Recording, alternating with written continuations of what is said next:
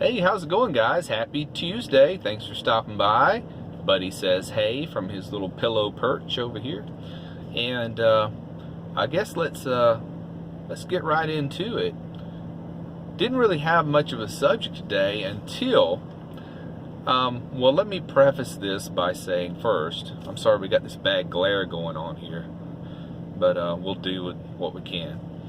So in other videos I had stated, you know, I've been lucky. I haven't gotten many negative comments on my channel. I guess it's because not many people sees me, you know, and that's cool. You know, I'm shocked that I have as many subs as I do, to tell you the truth. I never thought I'd get this many.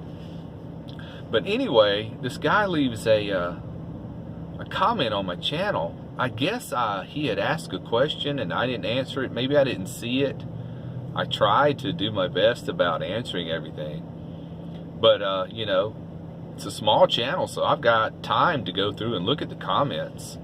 And if I just missed it, sorry, but usually I see every comment and respond to every question. But he said something like, so I guess you're just not going to answer any questions, so I guess you're just another e-beggar on YouTube. And I didn't know what that meant. I had to Google it. I thought it was e-beggar. And I was like, what is e-beggar? So I Googled it, and it turns out e-beggar is a term that people use for getting on YouTube. And I don't really know. I guess you make money on ads on YouTube. But I wouldn't know that because I'll never have any ads, because you got to have so many thousand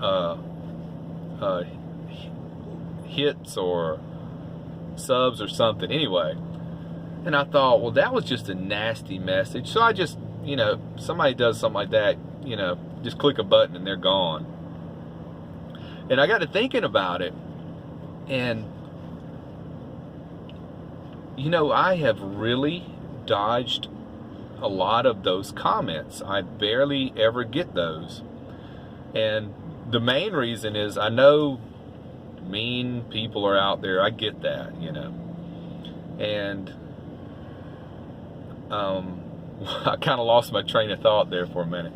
But anyway, the other reason probably be because most people that sub to the channel are, you know, we have some sort of solidarity in common. As you know, I'm sure everybody, well, probably 90% of the subs are van dwellers. And the other is, you just, without that much exposure, I guess that goes with the territory, you're going to get people just to say mean things. And it's so easy to do that on social media, to just type in something that you wouldn't ordinarily say to somebody's face. So I know this person probably don't go around saying stuff like that to people, you know. But it's just too easy because there's no consequences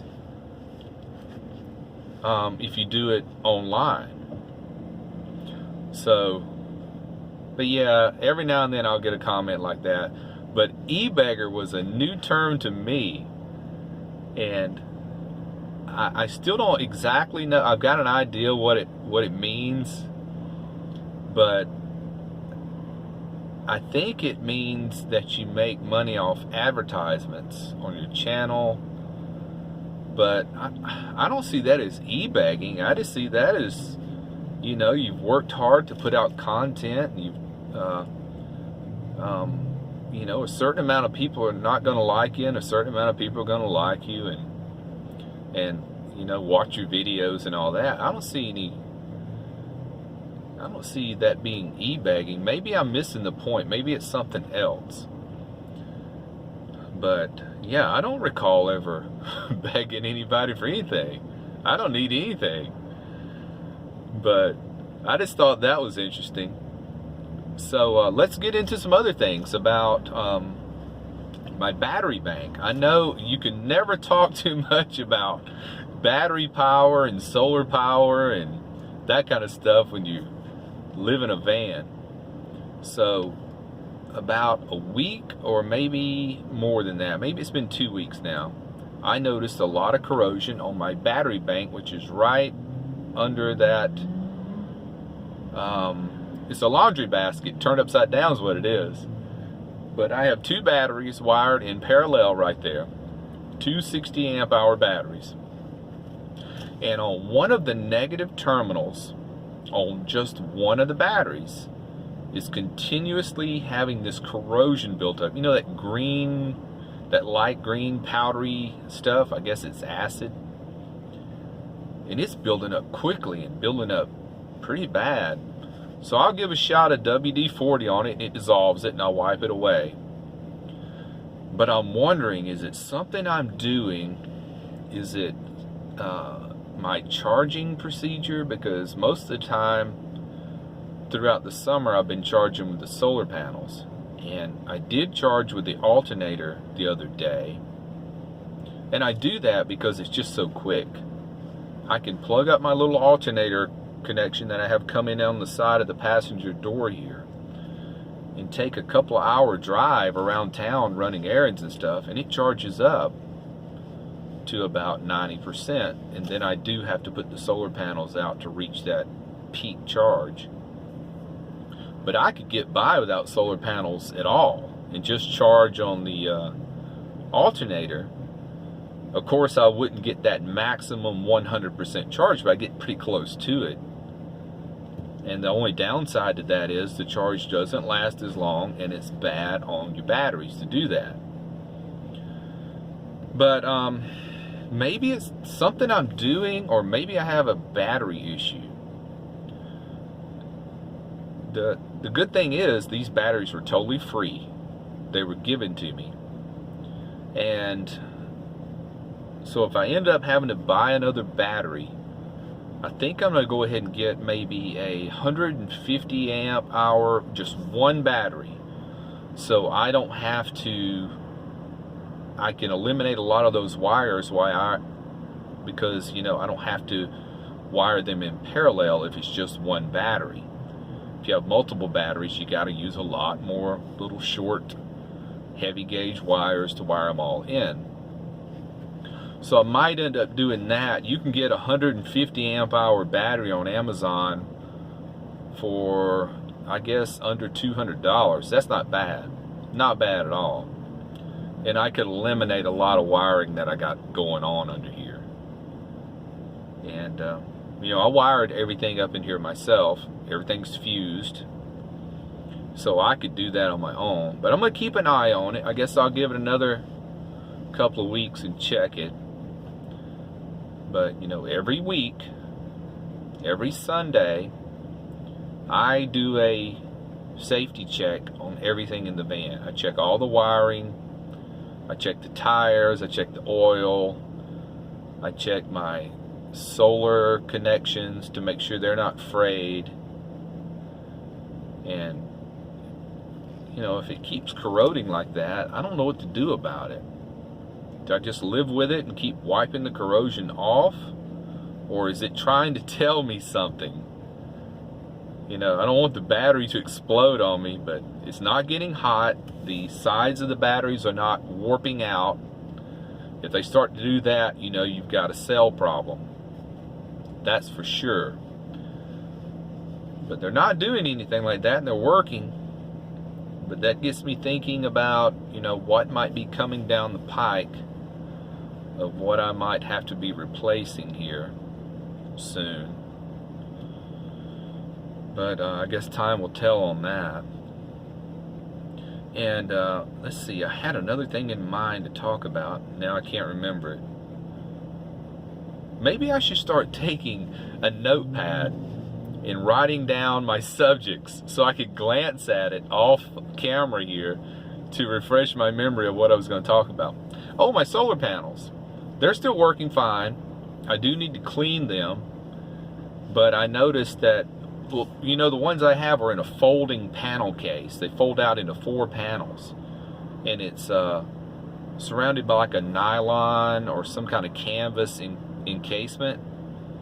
But when I got these panels, they were red as this shirt, and now they're pink because the sun has bleached them out. and I noticed the sun was bleaching out the wiring going into the panels. You know, one wire's red, the other's black, and the black wire is now kind of gray and the red wire is now kind of pink. So I just got out some black electrical tape, wrapped it all up, you know, just to protect it from the sun. But my goodness, I've only had these panels since February, maybe. And I haven't been using the things until springtime when it actually got sunny enough to use them. So we're talking maybe 4 months of actually using them, and they're not out in the sun every day, you know, at night. I mean, at several days I don't even put them up on the roof. And if you're just new to the channel, I use magnet mounts, so they're not permanently fixed to the roof. I can take them down anytime I need to, and I put them up, charge the batteries, and usually it takes a couple of days before I have to put them back up again.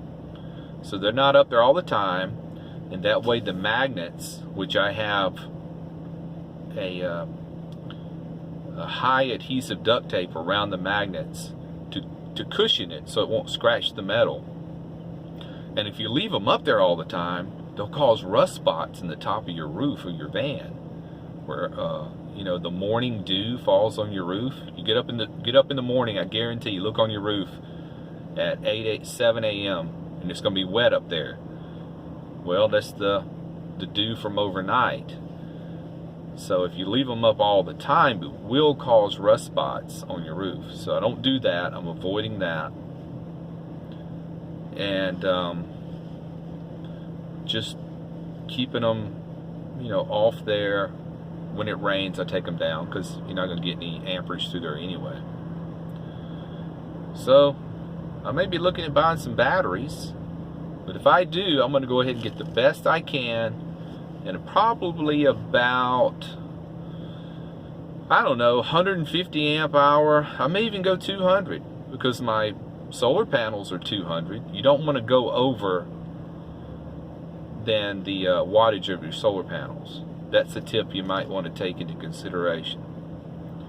Ideally, it's best to have double the solar panels. Say you have 200 watts of solar panels. Well, you'd want to have a 100 amp hour battery. And if you had 400 watts of solar panels, you'd want to have a 200 amp hour battery. That's just because it charges it quickly. Doesn't take it 3 days to charge up off your solar panels. But if you match it up with 200 watts of solar panels and 200 amp hour battery, that'd work. But I wouldn't go over on your battery bank and under on your solar panels. You get what I'm saying? I hope so. My communication's kind of off today. Little cloudy in the mind today. Well, Buddy and I will wrap it up, and we're going to go do something. I don't know what. We've got a couple of hours left of sunlight. I guess we'll go walk the park and hit Planet Fitness and call it a night. So, hope everybody is doing well, and click the bell. Bye.